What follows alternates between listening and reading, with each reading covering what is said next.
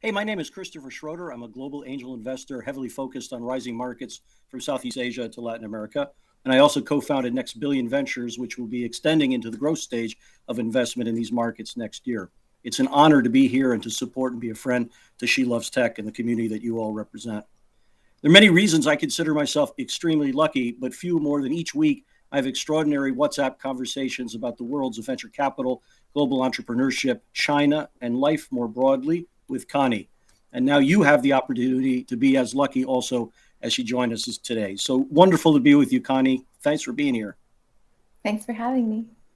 I think that sometimes people want a little bit of a touch of the human being because you're so well known in so many communities. Just a quick word on you. How did you come to venture? I mean, you did this incredible period of your career where you were in project management and then you were head of WebOS for HP in China. Why is investment your life's work right now? Well, they actually found me on LinkedIn. So one takeaway lesson is make sure your LinkedIn is always up to date because it actually does work. And back then, what they liked was I had this combination of both product experience and investing experience, which was rare at the time. And when I met the team, I just really fell in love with their vision. And when you ask that question of why is venture investing my life's work right now, I just think investing and finding entrepreneurs with a dream to make the world better and improve the status quo is just such an exciting journey to be a part of. And my favorite moments are when you work with founders from day zero, from the inception of the idea, from a PowerPoint, when you see the founders come in, maybe pitch not so confidently, have grammar mistakes in their presentation, and then you see their journey until they make it to a unicorn state. And they are completely different people. They're confident in who they are, they're confident in their capabilities, they know that they can handle failure. And it's just such an honor to be part of that and to be able to witness that time and time again. Well, these entrepreneurs are so lucky to have you, Connie, whenever form that you give them, because I know how much time you give even to folks that you don't invest in overall. The world of venture, of course, has changed incredibly, like so much in life in the last 18 months. And it's really, Mhm. kind of vexing. These valuations are unbelievable and there's a lot of activity and a flurry going on. I think the good news is it's an entrepreneurs friendly market, which you and I love, of Very. course. Never seen anything like it in the last 10 years. Nothing like this. So how do you navigate it though? Because it's vexing also. It's like it's great for the entrepreneurs, but it makes it complicated to do what you do. No? Definitely. It definitely is. But, venture capital, the goal is to find the home runs. And that's where you're going to really get the outsized returns. But I think the way that you navigate the current environment is just realize that you have to provide real value. It can't just be marketing fluff. I think of choosing your investor and choosing your founder that you back, in some ways, kind of like dating, it's a two-way decision. It's not a one-way decision. I might love a company and really want to invest in them, but they might not like me back. And vice versa. There might be a founder who likes me, but I can't justify the returns given their current valuation. So it's really this two-way decision. And so I think about how do I showcase my value add to these companies? How do I show that I have something to offer? Usually it's something around their product or strategy that they think I can be value add to. How do I be honest during the whole time I'm interacting with them so they get to know the real me? When they work with me, they're working with me for years. And so they're going to have to enjoy their interactions with me, or else it's not going to be great for them either. And then I think a lot of it is similar to dating, actually, is like knowing exactly what you want. When I'm investing in a company, I often come with a prepared mind already. I have either market mapped that space or I've been thinking about the thesis, the category, the problem for years. And if it's not the case, I spend a lot of time going really deep into research before I can even get comfortable issuing a term sheet. So, like as an example, we invested in a company, Whatnot, that does live shopping. It's the fastest growing live shopping platform in the US. But I've been thinking and writing about live shopping for 4 years, I think. If you go back to the Andreessen Horowitz blog, my first blogs about live streaming in China were 4 years ago. So I've been spending a lot of time looking at the space, thinking about the wedge, thinking about the right founder background to make that first bet. This depth of insight is amazing, but at the same time, technology is moving so quickly, the market is moving so quickly. I think there's a lot of FOMO out there, among other things. But when you look at things like Web3 and other areas that are changing some of the foundational stories that you've studied and understand, how do you keep flexible? How do you, not overanalyze in the name of also being able Yeah. to capture some things as they're happening? Well, there's a lot of signals that let you know that something has a chance of being really massive. So for example, one thing that excites me a lot about Web3, not just the technology and what it enables, but the fact that some of the smartest people I know are all wanting to start Web3 companies. And if you look at the number of developers that are Web2 developers that are now spending their weekends learning how to become Web3 developers, the fact that all of these brains are going to this area just tells me that something's going to be really exciting there. So I think to stay on top of things, you have to see where the energy is going. You have to see where the talent is going. That isn't to say, though, that you always just want to invest in things that are hot categories. I have a lot of investments that are going after categories or markets that don't seem hot on the outside. But in many ways, those are many times underestimated markets. For example, I'm an investor in an app we haven't actually announced yet, but we will be announcing soon, but it's in the religious space. And historically, religion is a space that venture capital has largely avoided. But if I think about different things that people identify with, religion is way up there and their faith is way up there. And this was a team building a product that I personally thought was fantastic. And I've already seen this company grow very, very quickly since our investment from just a couple of months ago. This will be exciting to watch. I suspect I might even be a user of it already. So it's a very powerful space for many reasons beyond just returns, obviously.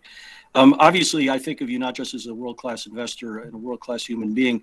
I think of you as one who happens to be a woman. And this conference, of course, is about the unleashing of women now in investing, but across the entire ecosystem overall. You are kind of a pioneer of sorts. I think you may have been the first GP at Andreessen Horowitz as a woman, or one of the first in any event. How have you found that experience, and how do you think, where are we today on this unleashing of 50% of the world's talent? I'm excited. There are a lot more female GPs now than a couple of years ago, and it seems like it's improving every single year. I would say I've been extremely lucky. At Andreessen Horowitz, the culture has always been very friendly, and I don't feel disadvantaged in any way being female. If anything, there are certain categories or sectors, they probably lean on me disproportionately because they know I have life experience in those spaces that they don't.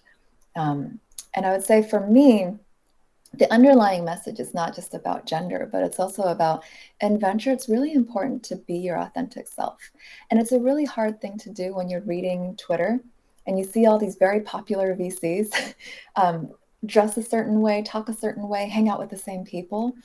But I think actually to produce outsized returns, it's really important to be core to yourself. And remember that venture capital is about having insights around human behavior, especially in the consumer space, which is where I'm investing. I'm trying to predict human behavior at scale, meaning not just people who live on the various coasts, not just people of a certain income bracket, but people in the middle of America. What are they looking for? What problems do they have? And what solutions are they looking for?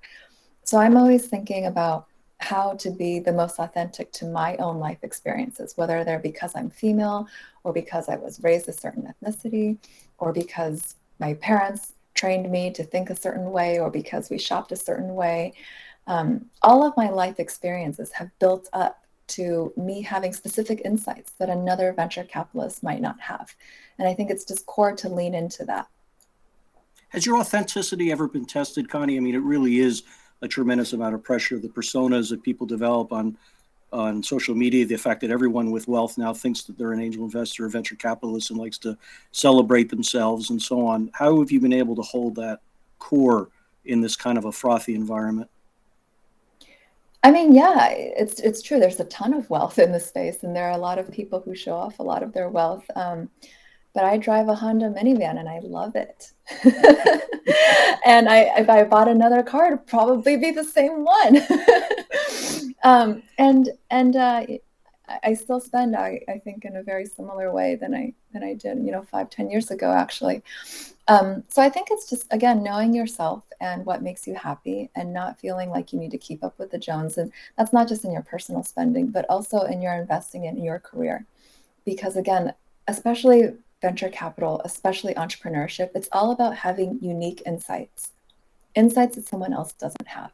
So that's why it's so important to draw deep down inside, understand your gut instincts, understand problems that you're aware of that no one else is aware of, understand how you read people, you might notice things that other people don't see.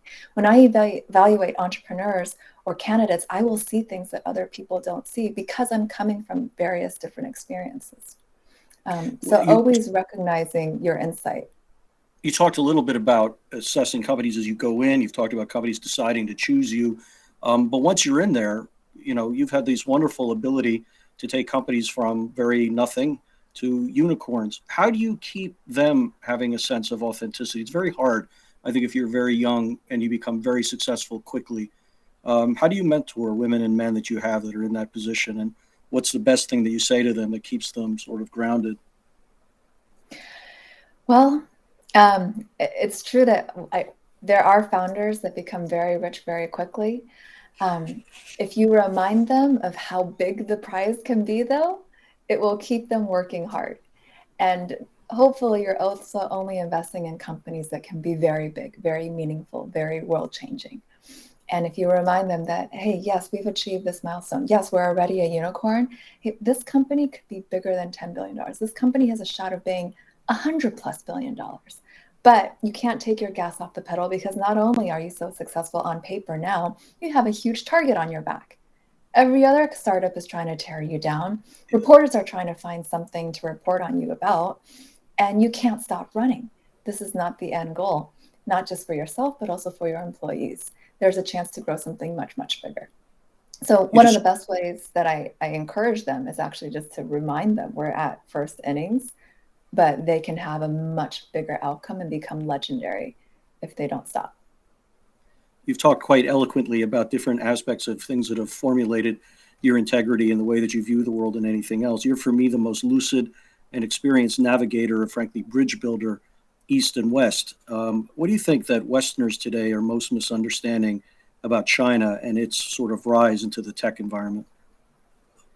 Chris and I discuss this topic a lot. I think there are many misconceptions. One of the biggest ones, though, I think, is that it's very easy for the media to portray how either unhappy people are working at tech companies, how overworked they are, or the recent enforcement of a lot of regulation and a lot of laws around monopolies. I would say, though, when I talk to my friends in Asia, whether they're entrepreneurs or they're working at startups or they're VCs, they're a lot more hopeful, I think, than the media paints them as. They're a lot more optimistic. Yes, they are indeed working very long hours, but they're seeing the progress of putting in that work in their own personal careers, as well as in the companies that they're working for. And so the level of optimism and the level of wanting to be an entrepreneur is actually extremely high in China. And so I would say that just make sure that whenever you're reading news and coverage about Asia and you're reading these negative things, whether it's around burnout or around regulation, it's important to realize some of those things are just purely anecdotal. But if you have to talk to the people who are actually working in Asia, you'll see that the sense of optimism is still quite strong. Do you feel there's a lot of opportunity in this day and age between America and Silicon Valley and China? Sometimes it feels like things are really going down two strikingly different technology paths, but yet you sort of, again, bridge a lot of the different insight. How does it look to you right now? Yeah, well, one of my secrets of investing, which I'll share with you guys, is I look at what's working in Asia, getting traction, getting product market fit, getting subsequent funding rounds. And then I try and find something in the US that's doing something similar. So, for example, that's why we invested in Lime. Ofo and Mobike was already very successful, have raised multiple rounds of funding. And I basically had like an 8-month head start in looking for a team in the US to do something very similar. I will say you are exactly right that there are now products in Asia where I don't see anything in the US that could be an equivalent. And it's partially because they're built on pipes that don't exist in the US. And I'd say there's two specific set of pipes that are very strong in Asia in particular that there's no US equivalent for. One is the ubiquity of WeChat. All of my friends in China use this app. I actually don't have their cell phone numbers or their email addresses. I only have their WeChat contact. And that's more than enough. It's the easiest way to communicate with anyone by far. But because it's so ubiquitous versus, say, the US, where messaging is very fragmented. There is a lot of business model innovation that happens in China that just wouldn't translate in the US, not as well at least. In the US, a lot of our communication is very fragmented between iMessage, WhatsApp, email, you name it, Signal, right? There's just way too many ways that we communicate with one another. And because all of our contacts are not just in one place, and by email, we also have personal email and our work emails, it's just a lot harder for some of these apps to leverage a social communication platform to get very fast distribution like you do see in China. The other set of pipes that's missing here is digital payments. Yeah. And in China, because everyone either has a WeChat wallet or an Alipay wallet, and pretty much probably both in the first tier cities, you have a lot of things that can be 1-2 tap transactions that just make it much easier to facilitate payments online, not just for buying physical goods, but digital ones as well. And because their system is just built differently, it makes it easy to have microtransactions. Whereas in the US, unless you are prepaying, you're not going to run your credit card for a 10, 20-cent transaction. The seller would lose money on that transaction in the US, right? That's not the case in China, where the pipes are just fundamentally different in payments. You and I have talked a lot about the pipes, but we also have talked about models, and this is obviously crystal clear in Southeast Asia, but you and I have seen it in Latin America and elsewhere. There are Chinese models as companies that are actually seems to translate better globally than even American models. What do you think about that? Definitely. There are so many companies that are the Pinduoduo of fill in the country or the Shein of fill in the country, right? And I think a lot of them are actually showing that the learnings are very transferable, which is so exciting. And it's because China has a bunch of characteristics that I think a lot of the Latin American countries or Southeast Asia countries have in common. One, they just have a very young mobile generation. They have people who are mobile first, again, who are either focused on replacing cash or already have digital payments enabled. They're not necessarily using credit cards. And these are also developing countries where they're seeing the progress in their lives or in their country's GDP improve pretty dramatically as a percentage compared to other developed countries. And so a lot of the business models in China are particularly applicable for developing countries. With 2 minutes to go, you obviously have, hundreds, maybe thousands of women and some men on this call, and they get a lot of advice to cheer them on.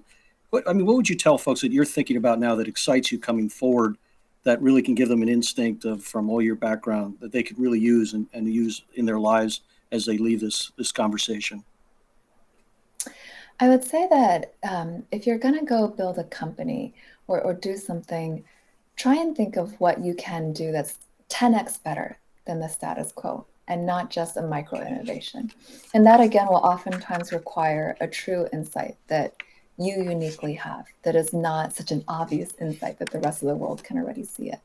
And the reason why I say try and aim for things that are 10x better is because there's so much innovation happening in the world. When you force yourself to use that kind of framework to make something dramatically better, you end up rethinking solutions completely. So I think about the whole first wave of, for example, truly mobile first products, right? Like an Instagram or like a Lyft or an Uber. They didn't just take existing solutions for social or transportation from a desktop and put it on like a much, much smaller screen. They didn't just do a UX redesign, right? They completely rethought what's possible now that I have a mobile phone. Well, I have location data, I have camera data, I have a camera I can use, I have a microphone I can use. This is what led to a bunch of truly mobile first products that were able to beat out all of the companies that were previously just desktop companies that ported themselves over to mobile. And so when I think about new technologies, whether it's VR, AR, or AI, try and think of what is the complete rethink of an existing problem and solution set using a brand new technology. Well, Connie, I wish we had hours with you because it's always just such a tutorial and enthusiastically underscoring why this is the most exciting time to be alive, probably in world history. And it's exciting that you're out there doing what you do. It's exciting that Andreessen is reaching out more globally now. And I can't tell you what an honor it is to spend some time with you and how lucky this team and the She Loves Tech folks have to spend a little time with you. So thanks as always. Thank you all.